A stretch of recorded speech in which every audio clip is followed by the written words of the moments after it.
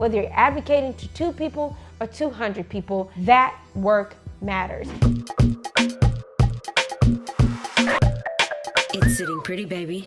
What is up, y'all? It's your girl Lolo, and I wanted to talk about something that was very, very important because this is something that gets brought up a lot when doing speaking engagements and talking to people online about disability. There's a lot of people out there with disabilities who know that they need to advocate for themselves, but don't necessarily want to be an advocate. And what I mean by that is they want to be able to say like, hey, I don't think that's right. Yet at the same time, they're not the ones that want to like make it a full-blown lifestyle, but they want to know how they can represent themselves and advocate for themselves in the moments that they need it.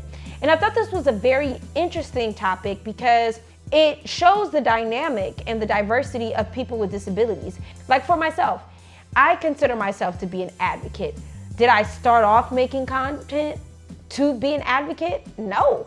I started making content because I just wanted to share my life and thought it'd be kind of cool for people to see how I live my life as a person with a disability. As I started creating content and my content became more popular and everything else, I chose to take on the responsibility of being an advocate. Now with that does come a lot of responsibility. It takes a lot of work learning, being mindful of the spectrum of disability, and knowing that you don't have all the answers, but you're doing your best to advocate for the community as a whole. Yet, there was a point in my time where I wasn't necessarily an advocate, but yet I knew I needed a special desk in college.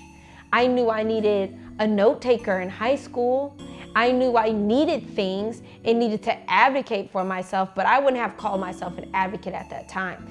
So given that we have social media and all of these different platforms for us to share our voices, to share our opinions, to share our thoughts, I thought it'd be really great to kind of tackle this topic overall. So that way people know which end of the advocacy spectrum they lie on. And knowing that it's okay to lie on any end of the spectrum or not lie on the spectrum at all. You may not even want to say nothing to nobody. That's completely okay. One of the first things I would say is realizing that being an advocate isn't everyone's calling. Just because you have a disability does not mean you should be forced or feel pressured into advocating and being an advocate for people with disabilities if that's just not what your calling is.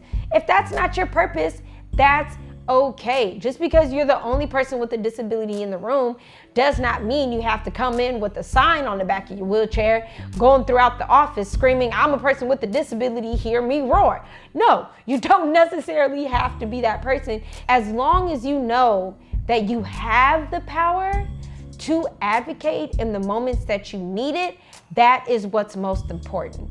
Because at the end of the day, even if you're doing it for yourself, you're doing it for plenty of others to follow up behind you. You can still represent who you are without having to make a career out of it. That's what I would say to that. You can inform people within just your general circle. You don't have to take it to social media. You don't have to be on panels. You can talk about it within your main friend groups, within your family, within people at your job, or people that you just frequently see at church or something like that. Learning about disability as a whole is a huge thing to tackle.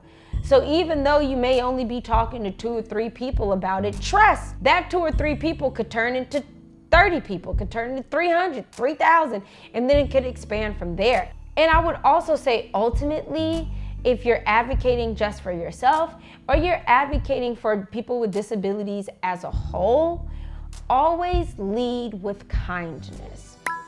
Now, I know a lot of people may debate me on this, and there's been times I haven't always led with kindness when I was advocating for the community.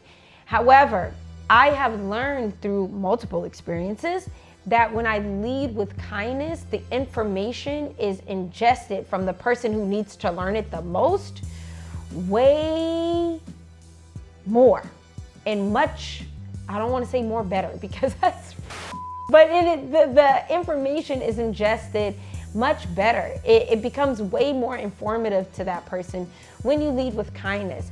Because again, disability is something that a lot of people are first-time learners about.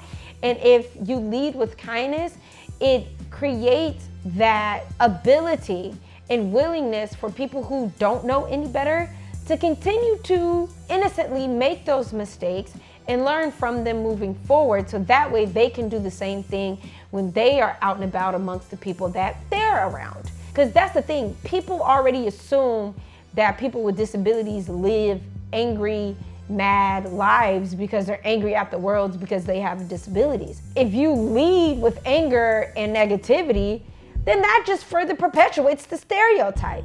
But if you lead with kindness and you lead with a smile and you lead with joy, a lot of times that changes the conversation, that changes the energy of the narrative, and then creates a better dialogue between you and that other person. With those few things, that is a perfect way to be able to advocate for yourself as a person with a disability without feeling the pressure of needing to be some major advocate out in the world and in society. I know that it's not everyone's calling. It barely became mine, but I'm glad that I have taken on the responsibility. And if you have anything else, any other suggestions or thoughts about this topic, please leave a comment below. I think this is a very, very interesting topic, and I feel like a lot of the times many people with disabilities who are influencers, they may not even want to be advocates. They don't want to feel the pressure of being an advocate. They just want to be dope at what they do and the content that they create, and that is okay too. Hoping that this helps, and I hope this helps change the narrative and the conversation moving forward. And just know that at the end of the day, whether you're advocating to 2 people or 200 people, that work matters. All right, y'all, until next time, it's sitting pretty, baby. Peace.